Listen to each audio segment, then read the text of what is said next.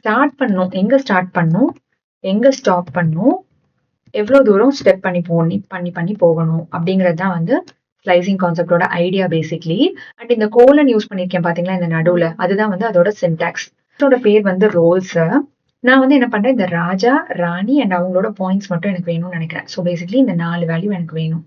அப்ப ரோல்ஸ் எங்க ஸ்டார்ட் ஆகணும்? ரோல்ஸ் வந்து 0ல இருந்து ஸ்டார்ட் ஆகணும். ஏன்னா ராஜாவே நமக்கு வேணும் இல்லையா? எங்க வந்து ஸ்டாப் பண்ணும்? 0, 1, 2, 3. ஸோ இந்த இடத்துல ஸ்டாப் பண்ணும். பட் இந்த வேல்யூவும் எனக்கு வேணும் அப்படின்னா நான் வந்து 4ன்னு போடணும். ஏன்னா அந்த அப்பர் பவுண்ட்ல என்ன வேல்யூ இருக்கோ அது வேணும்னா அதுக்கு அடுத்த நம்பர் தான் கொடுக்கணும் நம்ம. ஸோ 0:4 அண்ட் ஸ்டெப் வந்து அடுத்தடுத்த நம்பர் எல்லாமே வேணும் இல்லையா? 1ன்னு நான் கொடுக்குறேன்.